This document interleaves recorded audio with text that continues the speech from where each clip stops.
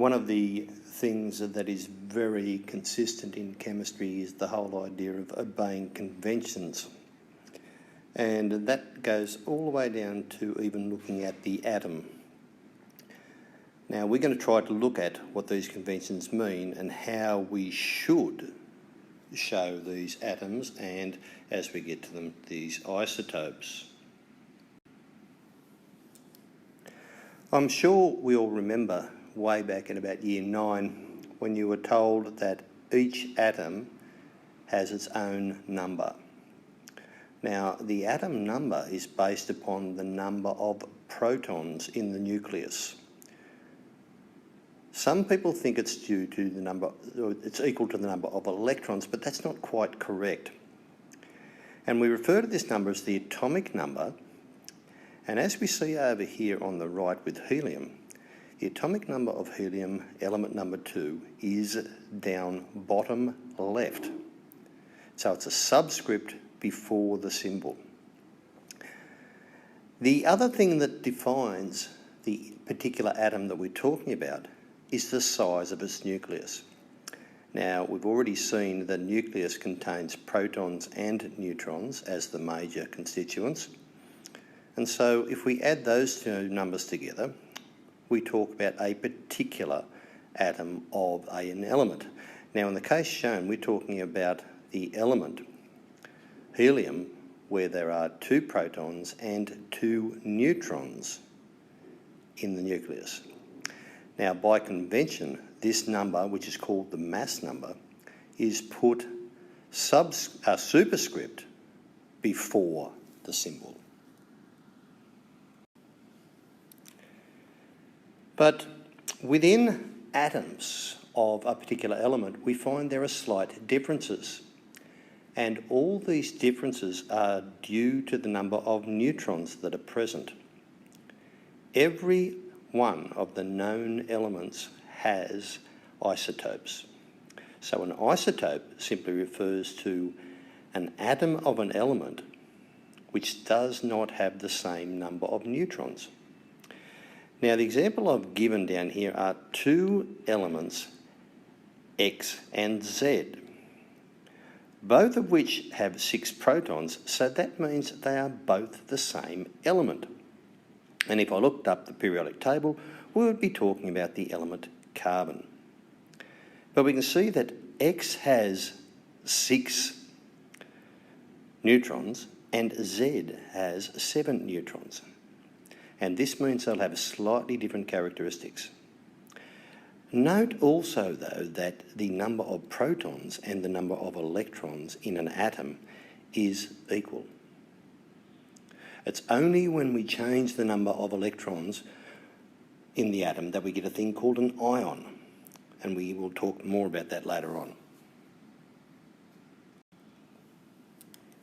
So what sort of thing can I be asked to do in my exam? Well, let's think about paper 1 that is made up of multiple choice questions. It might give you these 4 atoms, A, D, X and Z, and ask you which of the atoms are isotopes. So we cast our eyes straight to the proton column. Don't worry about anything else. The proton column is the important one. And we see there are 2 atoms, A and D, which both have 6 protons. This means they must be isotopes.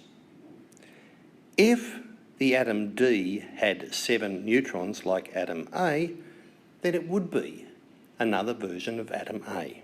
It would not be an isotope, it would be the same atom. But we would not give you a question like that. Okay, so how do we know about these things called isotopes? Well, people developed this thing called a mass spectrometer. And what they basically did was they took a big long tube, sucked all the air out of it, and then injected elements into it. But they made them into gaseous elements and they gave them a charge. We don't have to know about how this works in your exam. It is in the guide, it's not there at all. So this takes us through the process.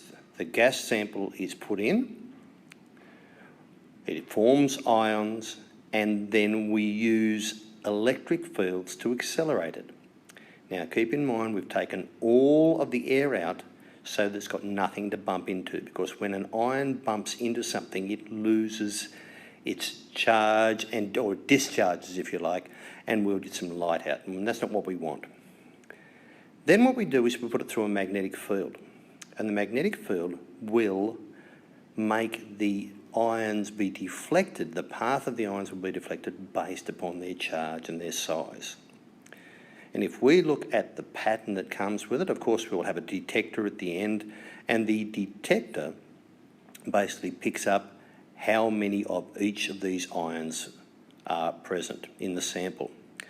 Now this then goes to a machine, basically like a computer, and then we get a little chart that has columns straight up at a mass to charge position on it. Now the mass to charge simply gives us their mass number. So it gives us the mass of it. So we can use this to prove that there are isotopes, and this is what they originally did.